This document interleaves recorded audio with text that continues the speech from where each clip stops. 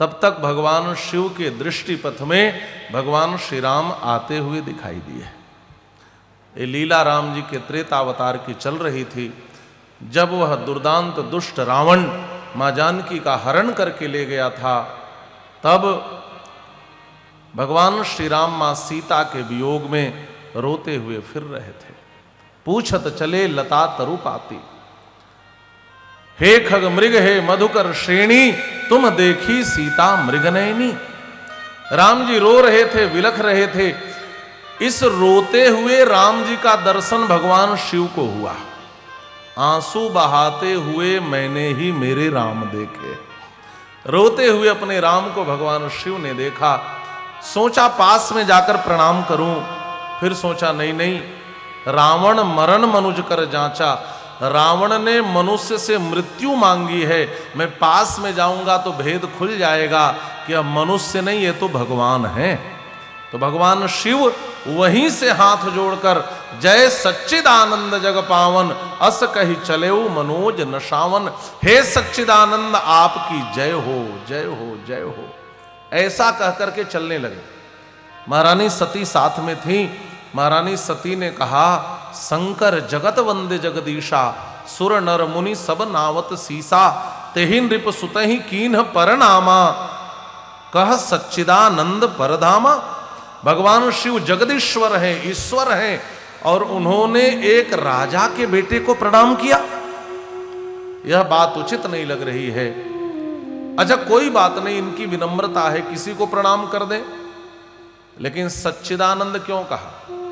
सच्चिदानंद का अर्थ क्या होता है? सत कहते हैं जिसमें विकार न हो, चिद कहते हैं जिसमें ज्ञान हो, और आनंद आप समझ ही रहे हैं। श्री राम जी में सत नहीं दिख रहा है, आंख से आंसू बह रहे हैं। चिद नहीं है, वृक्षों से पता पूछ रहे हैं, ज्ञान नहीं है, कहीं पेड़ पता बताते हैं क्या? और आनंद तो लेश मात्र नहीं है, जोर जोर से रो रहे हैं, हा सीते कह करके।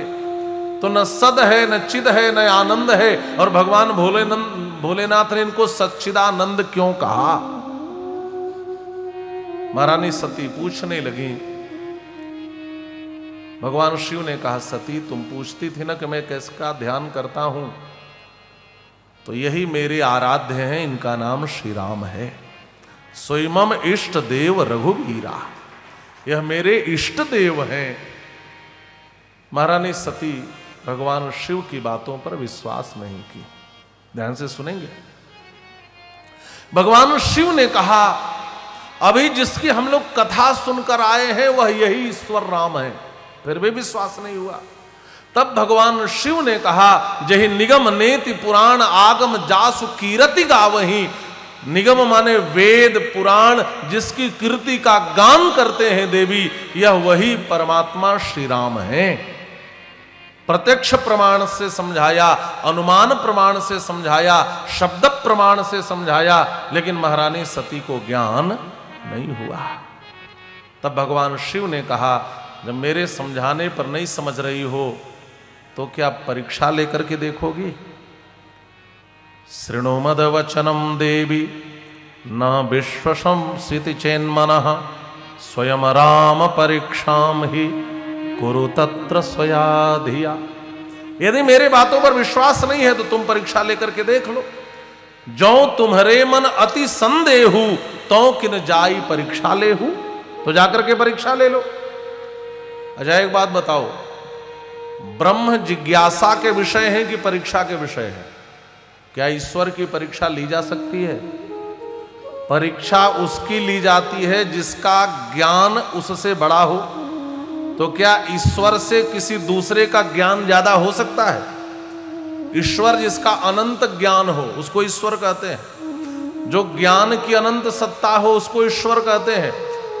और महारानी सती परीक्षा लेने जाने लगी तो भगवान शिव ने कहा, देखो ईश्वर को समझने के लिए 3 सूत्र हैं, विश्वास, विवेक और विचार।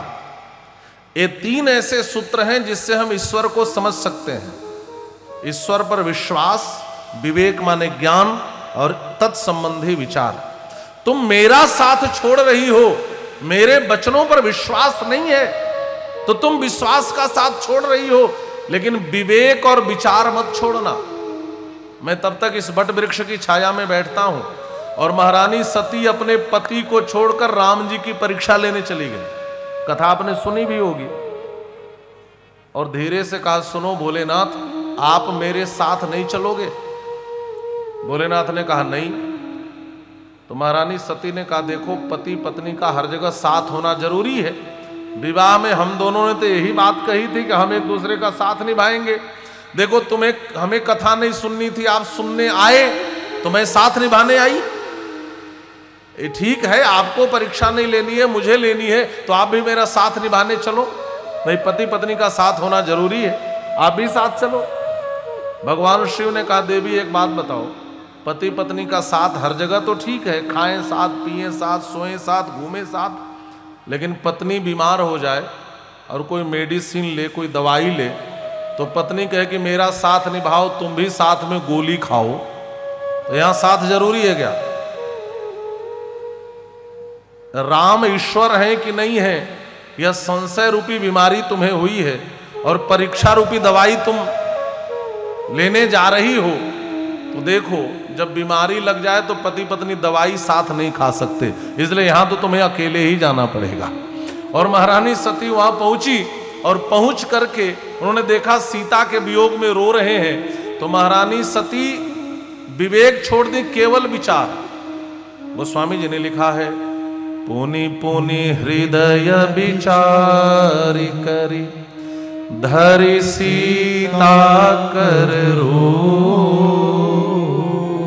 धरि सीता कर रूप, मां सीता का वेश बना करके आगे आगे चलने लगी। अच्छा, वेश बनाने से आचरण नहीं आता, ध्यान से सुनेंगे। वेश तो हम किसी का बना लेते हैं, वेश तो साधु का भी बनाया जा सकता है। गेरुआ पहन लो, तिलक लगा लो, बन गए। लेकिन बनना और होना दोनों में बड़ा अंतर होता है। बना जा सकता है, होना कठिन है। सीता जी का वेश तो बना लिया, लेकिन आचरण नहीं आया, क्योंकि सीता जी कभी राम जी से आगे चलती ही नहीं थी, सीता जी राम जी के पीछे चलती थी। सती ने सीता का वेश तो बनाया, आगे आगे चलने लगी। कोई भी पहचान ले के डुप्लीकेट सीता है, कोई भी पहचान लेगा। आगे आगे चलने लगी, राम जी समझ गए तो सती सीता बनकर परीक्षा लेने आई है। तो भगवान पास में जाकर महारानी सती को प्रणाम करते हैं। मानस का लिख रहे हैं, जोरी पानी प्रभु कीन प्रणामो, पिता समेत लीन निज नाम। जोरी पानी प्रभु कीन प्रणामो, पिता समेत लीन निज नाम। जोरी पानी प्रभु कीन प्रणामो, पिता समेत लीन निज नामो। जोरी पानी प्रभु कीन प्रणामो, पिता समेत लीन निज नामो। जोरी पानी प्रभु कीन प्रणामो। राम जी ने महारानी सती को, जो सीता बनकर आई थी, प्रणाम किया। देखिए, प्रणाम करने के दो कारण हैं। राम जी सोच रहे हैं इनको क्रोध क्यों आया, गुस्सा क्यों आया। क्या इसलिए आ गया कि इनके पति ने मुझे प्रणाम किया, इसलिए शायद गुस्सा आ गया, इसलिए ऐसा करने आई हैं। तो राम जी ने कहा, चलो तुम्हारे पति ने मुझे प्रणाम किया था, आपको बुरा लगा होगा, तो चलो मैं अपनी ओर से आपको प्रणाम कर रहा हूं, शायद गुस्सा ठंडा हो जाए। और दूसरा कारण क्या है? का दूसरा कारण यह है कि आप हो परीक्षक, एग्जामिनर हो, और मैं हूं परीक्षार्थी। तो परीक्षार्थी का धर्म है कि वो परीक्षक को प्रणाम करे, क्योंकि परीक्षा लेने वाला बड़ा होता है। तो राम जी ने प्रणाम किया और प्रणाम करके पूछा, एक बात बताओ, कहेऊ बहोरी कहां वृषकेतु, विपिन अकेले फिर ही के ही हेतु। भगवान शिव को छोड़कर जंगल में अकेली क्यों फिर रही हो। देखिए, वृषकेतु शब्द का प्रयोग है। वृषकेतु माने आप जानते हैं, वृष माने होता है बैल और केतु माने होता है ध्वजा। भगवान शिव का एक नाम है वृषकेतु। वृषकेतु माने जिसके ध्वजा पर बैल बना हो, उसको वृषकेतु कहते हैं। तो भगवान शिव की जो ध्वजा है उस पर वृषभ, वृष का चिन्ह होता है, बैल का चिन्ह होता है। बैल हमारे यहां धर्म का प्रतीक है, ध्यान से सुनेंगे, बैल हमारे यहां धर्म का प्रतीक है। तो धर्म की ध्वजा को धारण करने वाले शिव को छोड़कर अधर्म करने क्यों आई हो? कोई स्त्री किसी दूसरे के पति के पास उसकी पत्नी का रूप बनाकर चली जाए तो यह धर्म है कि अधर्म है? यह तो अधर्म है। और तुम वृषकेतु को छोड़कर जंगल में अकेली क्यों घूम रही हो? और सुनो, अकेली होना अपने जीवन में विपदाओं को आमंत्रित करना है, समस्याओं को आमंत्रित करना है।